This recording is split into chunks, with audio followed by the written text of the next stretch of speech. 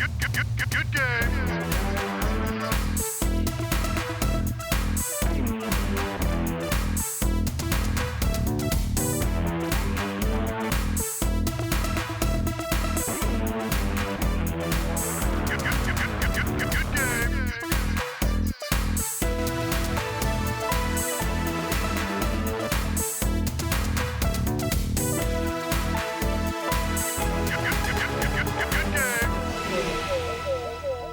Hello and welcome to Good Game, the show for gamers, by gamers. I'm Bajo. And I'm Junglist. Nice tie. Nice hair. Nice turn of gaming. In case you couldn't tell, we've hit the rewind button big time this week. 2 decades, in fact, to the 1980s, when arcades were full and millions of families bought their very first consoles, and you and I, Jung, hit play for the very first time. That would be in a fast food arcade restaurant for me, playing Pac-Man and Galaga, and eating lots and lots of really bad pizza. How about you? Well, for me, my very first game was actually Ms. Pac-Man, of all things, but in the arcades, elevator action, and at home, Atari 2600 Pitfall all the way. If you were playing in the 80s, then we're going to trigger a few memories, and if you weren't, then you're going to find out just why this decade was so important to gaming. We'll be looking at the influence world events and popular culture had on game development. We'll see some of the very best and worst games the era produced.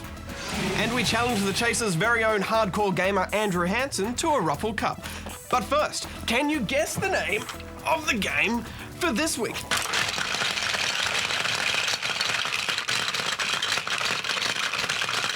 No! Here's a clue, it's not a video game. Answer at the end of the show, but Junglist, just what was making news back in the 80s? Let's find out, shall we? G'day. Researchers have stumbled upon a discovery that threatens to change video games and the world forever. It seems that many of our favourite video game characters have been hiding a secret. Behind their unassuming two-dimensional facade is concealed an insidious Z-axis, a coordinate in space that can turn even the leanest of flat sprites into a rotund boomba, overweight with unnecessary spatial depth. The researchers have tentatively named the phenomenon the third dimension, and while some have dismissed it as merely a cosmetic change, we here at Good Game News believe that it's an indisputable sign that video game characters will soon break free of their pixelated prisons, conquer Earth and rule it with an iron fist. New developments in the internet are taking the technological world by storm. The data transfer rates on the newly founded computer network have risen to the unbelievable speed of 1 kilobyte per second, up from the previous record of 8 bytes per second.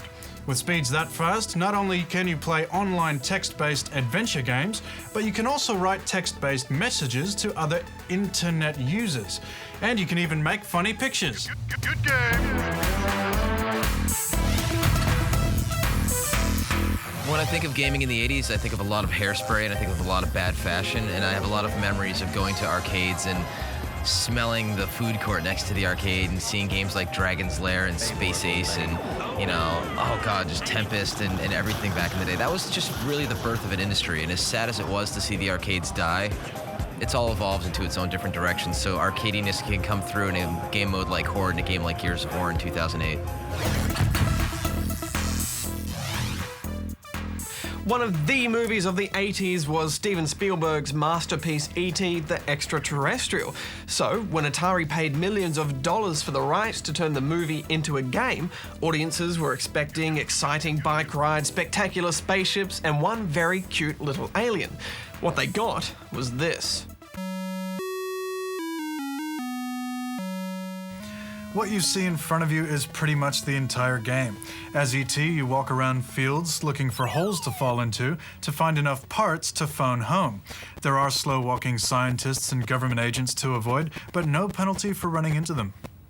The holes are about as simple as you can get, and once you find the piece you're after, you simply levitate out.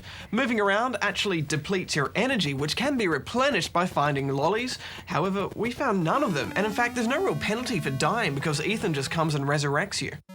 We persisted long enough to find all the parts necessary to phone home, praying that there would be a more exciting level 2. No such luck. The game resets, keeping your score the same for you to do it all over again. Or as Badge decided, go get root canal therapy. Or as I decided, go outside to watch some grass grow. Because at the time, those things seemed more fun than playing this game. They made 4 million copies of the game, but once word got out that it was a total lemon, they only sold about a quarter of these, which led to huge financial losses for Atari. They clearly thought that people would buy it just because it was E.T., and unfortunately, this started the trend of lazy movie tie-ins, where it was all about the cheap action figure, the cheap fast food meal toy, and the cheap video game to go along with the blockbuster movie. Well, final thoughts, John? Credit is due for coding it in 5 weeks, but when applying a rating, all that matters is the end product, and I can't recommend it one bit. I'm giving it 0 out of 10. Badge? It's heartening that 80s gamers rejected this game for all that it was. I'm giving it 1 out of 10. Games are a creative medium and in some ways reflect what was happening in the world at the time and shaping people's thoughts. Bruce Elder was working as a radio journalist in the 80s and is the Australian editor of the massively successful board game Trivial Pursuit. So who better to ask about that time? Going through the 80s, I guess the key events for me were, I can still vividly remember driving along and sort of almost crashing the car in 1983 because of the America's Cup. I tell you what, any boss who sacks anyone for not turning up the day is a bum.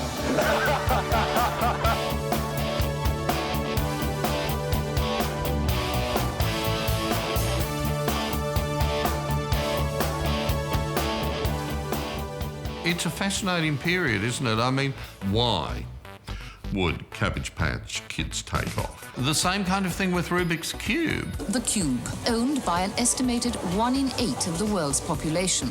It's one of those novelties, but the interesting thing is, while up to a point it's a transient novelty, it's remarkably enduring. I think in essence that the 1980s is a decade of great conservatism. It was no longer the Sex Pistols and the Clash. It was much more Spandau Ballet and Duran Duran, Madonna, and perhaps most critically, Michael Jackson. I think the other sort of interesting thing is that the punks in the late 70s had told us that hippies and the values of the baby boomers should be kicked out and disposed of.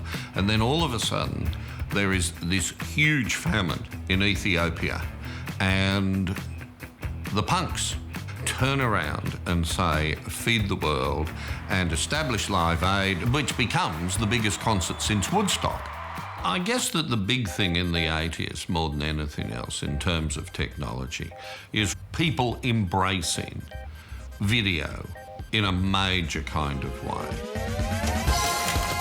We slowly but surely begin to move towards CDs from records, and certainly nobody could have anticipated just how dramatically those changes were going to impact. It is the era of Thatcher in Britain, Reagan in the United States. As a consequence of that kind of conservatism, one huge event occurs in Europe, and that is that communism throughout the whole of Eastern Europe starts to fracture and collapse. In China, it had always been believed that the People's Army would never turn on the people. And the image of Tiananmen Square, of the army being called in to get rid of the people, suddenly makes what had been an idealistic notion of communism into a savagely totalitarian society. And it's beautifully symbolised by the single image of a single man against a tank. How can a single human being stand against a tank is one of the great images of if not the greatest image of the 1980s. The 80s is the era of the Arnold Schwarzenegger and sort of larger-than-life characters who are going to fight against the evils of the world. I think that's part of a very simplistic conservatism of the time. One of the most potent fantasies of the 80s was the idea of Star Wars, which in theory was going to build this hypothetical shield that would protect the United States. It actually feeds in particularly to video games, because video games actually are constructed around the idea of you're the goodie and you're going to be confronted endlessly with hundreds of baddies coming at you. And ironically, that kind of starts right at the beginning of the 80s with, Pac-Man, for heaven's sake. The arcade, there was Gauntlet was huge, right? Gauntlet was number one, and then the Star Wars one where you went into that trench. That was just awesome. The thing I remember most about home computing in the 80s was it was just this explosion of creativity because no one knew any better. Like, we'll try it. And wasn't Melbourne House out of Australia? They did some great games. The Hobbit is like a classic game to this day. There are so many great games from that period. I loved it. It's Ruffle Cup time, and it's our pleasure to invite classic 80s gamer Andrew Hansen to Good Game. Welcome. Hello, thanks for having me, Bajo. Thank you. It's very nice to be here. Now, should we call you Andrew, or do you have a gaming name? I have a gaming name, yes. Bindi is the name I prefer to be known as. Nice and short, B-I-N-D-I, just like Bindi Irwin. Especially with these 80s games where, you could only have sort of 4 or 5 characters in your gamer name. So, Bindi, what games were you playing in the 80s? Well, I had a Commodore 64, which my parents thought was very healthy for me, very good. They were under the impression that I was in there writing essays and things like that, whereas I was actually sitting there playing games, really, especially from the Epics series of sports games, Summer Games 2, Winter Games and World Games. And Would you perhaps want to play one of those games right now? I'd love to play one of those games right now. It just so happens we have California games on NES. Do you now? Okay. Now, I know it's a bit of a transition from PC to console, but do you think you'll be able to manage it? It was a bit. Well, I don't know. I mean, the consoles have like 2 buttons, don't they? Some of them. Whereas the Commodore 64 joystick, of course, they only had the 1. But we'll see how I go. Well, I'll set it up. Could you pass me the controller? Yeah. So here we go. Thank you, Bindi. My memory of this was that I was very good at the surfing. I was terrible at the hacky sack. I just remember what I was terrible at this one. It was hacky sack. So, which brand would you like? Yeah. Oh, look at these wonderful brands. I'm going to be Spin Jammer Flying Disc. Spin Jammer That's Flying a brand. Disc. Flying Disc is a type of frisbee, is it? I take it. And it begins. Oh, fantastic. Are you ready? Oh, he's good. Oh, he's extreme. Oh, I'm feeling quite intimidated. Did that bounce off my head? Yeah, you've got look at it this. off your head. Oh, watch out for the seagull. Yeah, look. I think you get extra points if you hit the seagull. If you hit the seagull. Oh, yeah. Oh, look, he doesn't run fast. Oh, you're pathetic. Oh, look at him. Oh, I've got to go. Hopeless. Okay, I've got a time limit. Okay, I've got 40 seconds. Look how he runs. No one runs this slow in real life. It's quite a slow game, isn't it? I mean, like, you sort of sense that nowadays the timer would have been up. Sorry to interrupt you there, but I just figured out he can turn around. Check that out. Oh, hello. Look at that. That'll give you some more points, won't it? Oh, time's up. Because I'm so terrible at this, we're actually going to ask as many questions as we can now. Shush! I gotta concentrate. Watch out for the bird. It does things. So we press A to sort of hit it off bits of you. Yep, and then you turn around how? Oh, like that? Yeah, I think you've been practicing. No, he's very slow. That's one of the funny things about these, isn't it? That you can't push the stick harder to make it go faster. Oh, I'm just woeful. I'm sure I was better at this when I was 11. Yeah, me too. I did nearly as well as you. Very close. I think that's a half. I think that was half the points This is unfair putting me up against a computer gaming professional. All right, so here's your surfing. Okay. I have no idea how to play this one. I can't remember. It was too long. There you go. Oh, straight into Perfect. straight into the drink. Okay. There you go. Oh no, he's worked it out. He's gonna beat me now. So why Bindi? Yeah, well, I just made that up this morning, actually. I used to make up very nerdy gamer names when I was a kid, and they were usually based on the sort of nerdy books I was reading at the time. You know, there'd be some sort of Dungeons and Dragons types of names. I can remember what they were now, but I was a disastrously nerdy kid, and that's why I'm here now, I suppose. Is it a similar story now? Do you find that the gaming encroaches on your real life? Do you have a girlfriend now? Or? No, I do have a girlfriend now. She doesn't know that I play games. I'm hoping she won't watch this. Are any of the other Chaser guys gamers? No, they have no interest in games. I've played against Chaz. We played a bit of the GameCube version of Mario Kart, and he was terrible at it. It was almost like a kind of you know, a less well-abled child or something. What kind of games do you like now? I love playing nerdy role-playing games type of things. You know, I love Oblivion. Oh, gee. How do you find the time to play a game like Oblivion and hide it from your girlfriend? Yeah, well, I didn't have a girlfriend at that time either. And no wonder, because in between the two series of the Chasers War and everything, I racked up 360 hours on Oblivion. That's a lot of hours. Yeah, that rivals us, it's I think. a chunk of my life that I could otherwise have probably spent, you know, writing a movie or something, but oh well. Oh, Bindi. It's Bindi's go. Show us your stuff. Just watch this.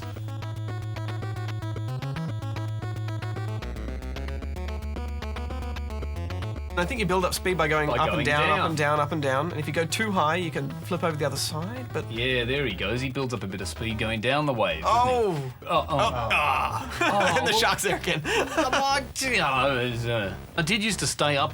I remember at sort of parties in primary school playing, you know, this California games, summer games and things. We'd sort of stay up all night and feel very sick the next day. You got 2 seconds left. Better do Oh, something well, cool. he better do something pretty cool. Oh! Not cool enough. Hello! Oh! All right, it's time for BMX. This is the closest I ever got to riding a BMX. Oh, really? Oh, yeah. How come? Well, I was not a very sporty kid. Jump! Oh! Oh, it was a bummer. It's a bummer. I love how it's giving me a commentary. No, it was California Games, California words.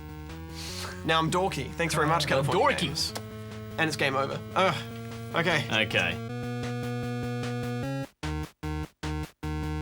And left and right will make you do tricks and flip around. And Oof. of course, hitting the first rock. I really is thought that not a I good was going start. behind that rock, but... oh, no. I think you might be okay, Badge. I don't know. Oh, Actually, maybe I will. oh, it's finished already. Why didn't I... Ah. Well, the final scores have it. I think it's safe to say that that's one to good game. That's right, Badger wins. Not necessarily. There's something wrong with these controls, I think. I think I've been hard done by, actually. Oh, look, I don't know. I mean, I used to be very good at these games. I assure you, I used to be extremely good at them, and I think I'm just out of practice. I think maybe I'm getting a little bit old, a little bit past these sort of childish games that you're still into. I don't know. It's not my fault. I should never have come on this stupid bloody show in the first place. I'm not angry. For me, it was the 80s. You know, making muds, trying to convince people that online games were a good idea. And let me tell you, I got laughed out of more offices than you could imagine. I'd go to E3, people wouldn't talk to me. They would go, yeah, we don't think there's any future in online games. I kid you not. We, one very quick story, went to AOL. And we pitched them, 2 games. And, the guy looked at me and said, you know what, Mark? I don't see online gaming as being anything other than a niche market. That's what the 80s meant to me. Okay, Jung, let's get to it. Year by year, game by game. Just what was happening in the 80s? Well, Badge, by the beginning of the 80s, the video game industry was already in full swing. Atari was the established leader in the home gaming market with their VCS 2600 console, launching internationally in 1977, with classic games like Combat and Adventure following soon after. While in the arcades, Taito had already released Space Invaders in 1978, one of the most important and popular games of all time. But as big as gaming had already become, the 80s was where the scene really exploded. Just as the decade was getting started, this came out. It was the first real competition to the Atari 2600, and it was called the Intellivision. Aesthetically speaking, this thing was quintessential 80s. It's got more wood paneling than a hardware shop and more control buttons than a scientific calculator. It did have a technological advantage over the 2600 though, with Intellivision games sporting significantly better graphics. 1980 would also see the release of Namco's Pac-Man, probably the biggest arcade release of the 80s, while Nintendo made their first steps into the gaming hardware arena with the portable Game & Watch series. 1 year later, and Nintendo's great hairy ape was kidnapping Princess Peach for the very first time in the seminal platform game Donkey Kong. It also featured this little guy. At the time, he was known only as Jumpman, but he was destined for bigger things. The next year would continue to see the industry grow, and some of the most memorable and influential games of all time would be released, including Namco's space shooter Galaga, Konami's amphibian road crossing simulator Frogger, and Midway's ostrich riding Lance 'em Up Joust, and plenty more besides.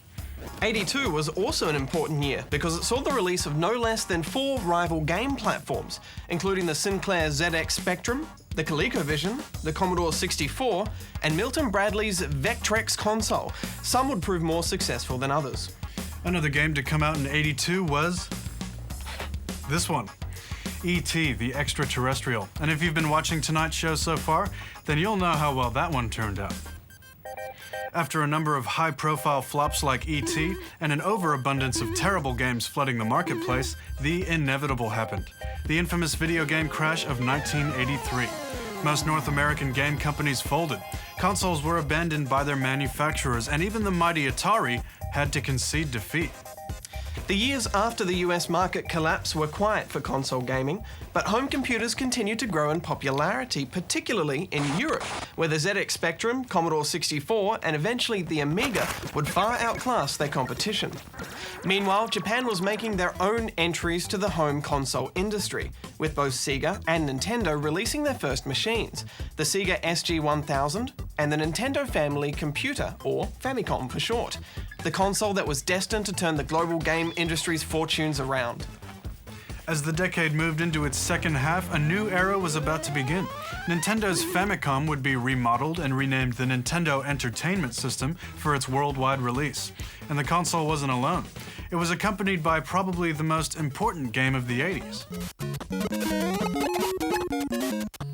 It was this, Super Mario Bros., and it was so good that it made people forget about how badly the last console generation had ended and got them to pick up the controller once again. In the next year, the success of the NES saw the home console market explode with the creation of some of the best and most memorable games of all time, including Metal Gear, Castlevania, The Legend of Zelda, Mega Man, and way too many more to mention. By 1987, this had also come out. It's the Sega Master System. With games like Alex Kidd and Miracle World, the Master System was a great competitor to the NES. And although it never caught up to Nintendo's phenomenal sales, it did do particularly well in Europe and Australia. Gaming on PC was also coming of age, with plenty of games coming to the Microsoft DOS platform. One particular game genre that was popularized on the PC was the graphic adventure game, like Sierra's King's Quest series, or LucasArts' Maniac Mansion, which offered a new kind of narrative-based gameplay that console and arcade games couldn't replicate. By late 1989, the games industry was moving in a new direction. Nintendo would release the first portable console, the black and white Game Boy, and home computers were just getting the first taste of games like Will Wright's SimCity and Peter Molyneux's Populous. Meanwhile, the NES and the Master System were just about to be superseded by 16-bit technology. The Sega Mega Drive had already been released in Japan, and the Super Nintendo Entertainment System was just around the corner. It's impossible for us to cover everything that made gaming in the 80s great. It was a period of great creativity and technological advancements, and it's the decade that gave birth to many of today's favorite game franchises. And despite the passing of almost 30 years, it's clear to see why many people today consider the 80s to be a golden age in video gaming history. So let's hear your thoughts. Hit up the Good Game forums and tell us about your experiences of gaming in the 80s, or what you think the legacy is on today's gaming scene. The best reads will get a Good Game t-shirt. Now, Junk, I think we should take a better look at a game that is credited with saving the gaming industry in the 80s, Super Mario Bros. For the Nintendo Entertainment System.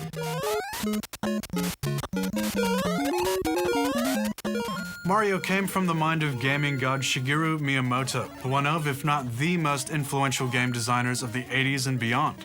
In our Little Plumber's all-new adventure that came packaged with the Nintendo Entertainment System, he would go on to set a standard for platformers that would be a hard act to follow. For the first time, we could see detail in a character, a moustache, clothes, and even a little hat, which was added because there weren't enough pixels left to make his hair move when he jumped. But it wasn't all just a pretty picture. Mario and Luigi's quest to save the princess was an exciting ride through pipes, underground caves, underwater levels, and scary castles. A huge variety of enemies stood in your way, just begging for you to jump on their heads. Super Mario Bros. Set many platforming and game design standards that would be emulated and built upon for years to come. The reason Mario is so important is not only because it was a great game, but it was a beacon of light after a long wait in the dark and a glimpse into what games could be. It took this little pixelated plumber to show the world that games and consoles still had a place in our homes, that they can have a plot, a great villain, definable graphics, and a user interface that gave players more control of the game. And the music, Jung. The Mario Brothers theme song remains one of the most iconic and widely recognized tunes of all time.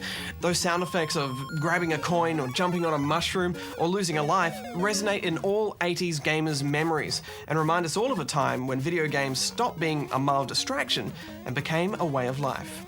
Mario deserves a 10 out of 10, and we wish we could give him more. You said it, Jung. 10 out of 10.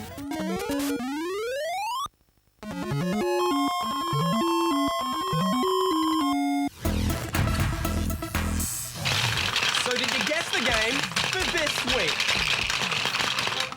It was Hungry Hungry Hippos, the frantic marble-munching game that required you to push on one of the tails of 4 hippos to munch as many marbles as you can.